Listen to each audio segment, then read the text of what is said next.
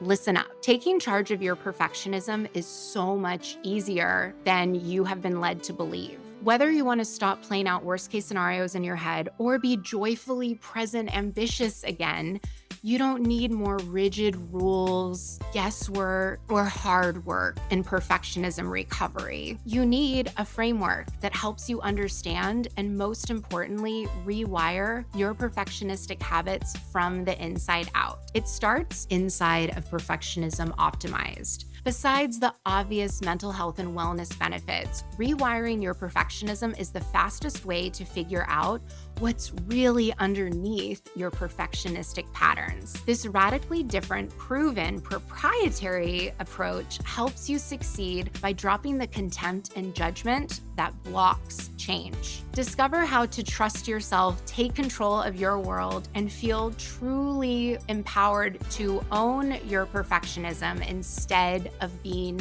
owned by it. Head on over to CourtneyLoveGavin.com and start your transformation today.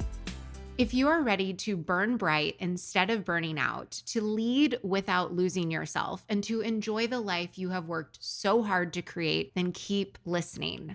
I'm your host, America's leader on rewiring perfectionism, CLG, and this is Perfectionism Rewired, the podcast. Welcome to Perfectionism Rewired. In the last episode 249, I walk you through an in-depth example of where perfectionists use their brain wrong, what that looks like. This episode is the why. Why is it that the perfectionistic brain doesn't take in new information and fails to learn to predict better? This is the third episode in our scientific series on the perfectionist brain's remarkable ability to navigate and interpret the world. The first episode in this series is episode 248. We covered the power of words. The second episode in the series is episode 249, where we talked about how the brain works in predictions, not reactions. Links to both of those episodes in the show notes. This episode, like every episode of Perfectionism Rewired, provides you with potent and practical guidance by asking healthy questions and sharing the proven answers with you instead of just giving an advice or surface level solutions. So let's get into it. Before we get into why the perfectionistic brain doesn't take in new information and fail to predict better, let's start with predictions. Predictions help us. By us, I mean humans. Predictions help us make sense of the world around us in a quick and efficient way. Your brain is constantly predicting how people will react to you, what's possible for your future, whether something will be easy or hard. And all of these predictions, your brain bases them on past experiences, not the actual truth. You want to think of your view of the world. It's not a photograph. It's not like, okay, this is what's actually happening, and that is what you're actually perceiving. It's something that your brain has constructed, and it is so mega convincing. It appears to be accurate even when it's not. So, how do we make sure that the predictions our brain is issuing are correct so that we are perceiving the world more accurately and truthfully? How your brain does that is it tests its predictions by comparing them to your incoming sensory data. Your brain is just like a scientist where it is comparing its hypothesis against the data. When your brain is predicting awesomely, the sensory data that it receives confirms your predictions as correct. When there's a discrepancy between what is actually happening and what your brain predicted to happen, your brain experiences a prediction error. It's easy to think about this as the presence of something that you didn't predict or the absence of something that you did predict. Here's a real life example to illustrate this for you. If you are a coffee drinker, you have probably experienced the one day that you don't have coffee, you get a headache. Why is it that you get a headache? Because the answer is your brain has learned that specific sensory data, like the smells, where you are, time of day, you drink coffee. And coffee has chemicals in it that constrict your blood vessels. Your brain requires constant blood flow. As CEO, Chief Efficiency Officer, it's your brain's job to most efficiently regulate your internal systems so that you can stay alive and well. It's like, we can't have anything constricting this. So, what does your brain do? Your brain dilates your blood vessels right around the time you usually drink coffee. It does it right before. Your brain is predicting your blood vessels are about to be constricted, so it dilates them. Your blood continues to flow at the most efficient levels. But that one day you don't drink coffee, your brain has issued a prediction that coffee is coming. So your blood vessels dilate and you get a headache. What you're experiencing is a prediction error. There's a discrepancy between what is actually happening and what your brain predicted to happen. Your brain predicted that you would be drinking coffee, and the absence of the coffee results in you experiencing a headache. Prediction errors are teaching signals for your brain. It's how learning works at the scientific level. When your brain experiences a prediction error, there are two paths that it can take. Path number one, your brain takes in the discrepancy so that it changes its prediction for next time, and you actually predict better. This is called learning. Path number two, your brain goes with its original prediction. It doesn't take in the new information. It ignores the prediction error. That path number two is where perfectionists use their brain wrong. In the last episode 249, I walk you through an in-depth example of what that looks like. This episode is the why. Why does the perfectionist brain not take in new information and fail to learn to predict better? Every tool can become a weapon. Perfectionism Rewired is a tool. I gotta ask you to not weaponize it. For this episode, it means knowing that there's never one reason and that you do not judge. I'm going to be walking you through 6 answers to the question of why is it that the perfectionistic brain doesn't take in new information and fails to learn to predict better. As I go through these 6, it's not going to be just one. And when you notice these patterns in yourself, you're like, oh, yeah, totally do this. The important thing to do is to not judge, not chastise yourself, not make yourself wrong. Okay. So let's start with reason number 1 why the perfectionist brain doesn't take in new information and fails to learn to predict better. High levels of stress. Chronic stress interferes with the perfectionistic brain's ability to process new information and adapt predictions. What this looks like is you become insensitive to the context of the situation that you're in. You are trapped in your head with your own thoughts. If you feel that you can't turn your brain off, that is a sign you are experiencing this. When you have high levels of stress, you are trapping your perfectionistic brain in its predictions. It's not going to update and it's not going to be able to learn from the prediction errors. Why? Because learning is too expensive to your person accounts. Chronic stress also impacts your neuroplasticity, making it harder to adapt. This contributes to a rigid cognitive state. Reason number 2 is cognitive rigidity. When this occurs, the perfectionistic brain has a surprising resistance to new information. Your brain sticks to old patterns and it fails to adjust its predictions even when it is presented with very obvious evidence that contradicts your original predictions. You get stuck repeating a pattern that might have once been useful for survival, but that prediction is crushing your ability to empower yourself today. Reason number 3, you are always steering clear of experiences where you feel uncomfy.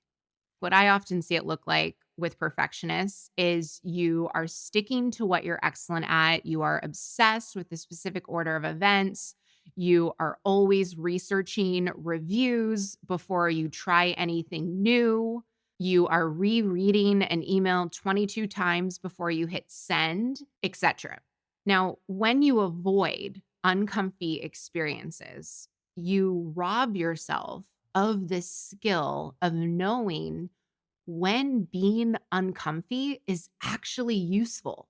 This results in your brain failing to adapt to unexpected outcomes because you never give yourself an opportunity to experience them. This shuts off the essential brain function of learning from surprises and being able to discern the discrepancies between what you expected to happen and what actually happened. Reason number 4 is for a perfectionistic brain, your prediction error signal can be amplified, which means even teeny tiny discrepancies between your predictions and reality can trigger these frighteningly strong sensory signals. For example, if you tend to hyperfixate or are hyper vigilant, like you are constantly scanning for potential threats, this leads to exaggerated sensory signals to even minor and minuscule changes in your environment.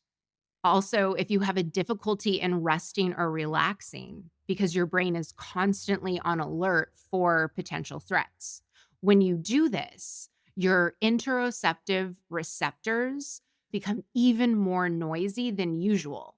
And as a consequence, your brain straight up ignores the sensory data.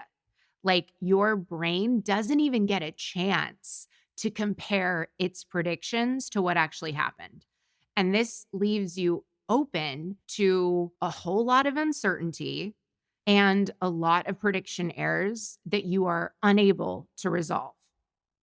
How this plays out is like your partner said something playful to you, but you predicted that it would be an insult. So you replied meanly, defensive. Now you guys are in the middle of a fight.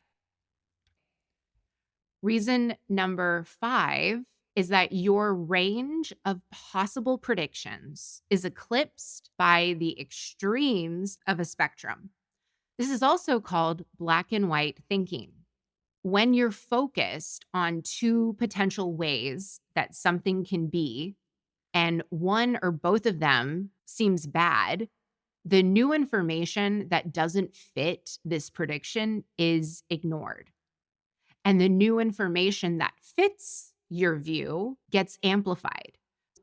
Over time, you develop a neural pathway of seeing most things in your life as a dichotomy of extremes. Either everything goes exactly as planned or it's a complete disaster. Either you get every single thing right or you're an utter failure. You perceive the world around you as a series of inescapable dilemmas, and it blinds you to seeing any other alternatives. Why this matters to a perfectionistic brain is because the more possible predictions your brain can make, and the more your brain can tailor those predictions to the situation, the better your odds are at making the correct, most useful prediction. But if your brain can only make 1 or 2 predictions, which is what happens with black and white thinking, it's like at the extreme ends of a spectrum, your brain only has 2 options. It only has 2 possible predictions to go with. Reason number 6 is certain features from your past experiences, the ones that you never, ever want to happen again. Your brain is always wanting to prepare for them to make sure that they don't happen. These features your brain associates with danger. Even if this experience only occurred once or twice in your entire life, your brain perceived it in a significant life threatening way. Let's just say that these features of your experience are a sinking feeling in your chest and doing something you care about. This occurred in a significant life threatening way for you when you were 16 years old and you were trying out for the Junior Olympics rowing team and you made a mistake and you got cut. Being an Olympian rower was your dream since you were 4 years old. You've been practicing this for your whole life. Your life revolved around rowing. You didn't go to school, you had a private tour, your parents were driving you everywhere. And after you got cut, your parents yelled at you and you beat yourself up and you ended up in this deep depression and the entire course of your life changed. Okay. Anytime those features appear, you doing something that you care about and a heavy feeling in your chest, your perfectionist brain, it's going to hyperfixate on that and it's going to predict a threat, like a threat is coming. Even in situations where it's highly unlikely to appear. So let's say that sinking feeling in your chest appears while you're writing an email to your boss, doing something you care about. And your brain is still predicting that shit's about to go down. Like, brace yourself, danger is imminent. Your perfectionistic brain is selecting certain features and weighing them as important while attempting to predict what catastrophe is about to happen. Your brain is making predictions that don't fit the situation you're in. Why does this happen? Your brain's not updating its predictions so that it learns those features of your experience, doing something you care about, sinking feeling in your chest. Your brain isn't learning that those aren't actually predictive of a threat in 99% of circumstances. I see this with a lot of perfectionists who have an immense fear of failure or go out of their way to not make a mistake. Or when they happen to make a mistake, it feels fatal. They have a lot of failure fragility. What all six of these have in common is a perfectionistic brain with a low tolerance for uncertainty that's clumsy at crafting predictions to match what's actually happening. And it fails to learn when there's a mismatch. Like, okay, I'm just making these wild predictions that are not matching reality. And then your perfectionistic brain isn't learning from it.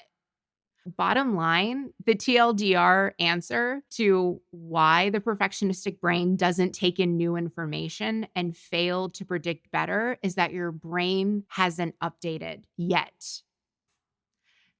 Your predictions, they're not distorting reality. Okay. Like, they are your reality. And you can't overcome, I'm using air quotes here, you can't overcome predictions through thinking, meditation, or any sort of therapy. You have to change your predictions. And that's what changes your reality for real and forever. Changing your predictions is one thing that we do together inside private one on one coaching. When you learn how to change your predictions and practice changing them, your brain teaches itself to create new experiences out of the same sensory data. Your brain learns to create new predictions out of, I'm doing something I care about and I have a sinking feeling in my chest, right? Like maybe you have some heartburn. This skill of creating new experiences out of the same sensory data. By same sensory data, I mean that the situation is exactly the same. Like, nothing has changed. It's the exact same sensory data. This is a skill that you develop And the reason why you want to develop this skill is that it's a skill that you can use to give your nervous system a break when it really needs one. When you are in the throes of chaos or a catastrophe, or you have so much anxiety, or you're in an experience where you feel overwhelmed. Wink, wink. Before we get into how you can change your predictions, we need to first cover what determines your capacity for updating your brain and rewiring your patterns. And that is what we're going to get into in the next episode, episode 251. Until then, take care. Bye. Listen up. Taking charge of your perfectionism is so much easier than you have been led to believe. Whether you want to stop playing out worst case scenarios in your head or be joyfully present, ambitious again, you don't need more rigid rules, guesswork, or hard work in perfectionism recovery. You need a framework that helps you understand and, most importantly, rewire your perfectionistic habits from the inside out. It starts inside of Perfectionism Optimized. Besides the obvious mental health and wellness benefits, rewiring your perfectionism is the fastest way to figure out what's really underneath your perfectionistic patterns. This radically different, proven, proprietary approach helps you succeed by dropping the contempt and judgment that blocks change. Discover how to trust yourself, take control of your world, and feel truly empowered to own your perfectionism instead of being owned by it. Head on over to CourtneyLoveGavin.com and start your transformation today.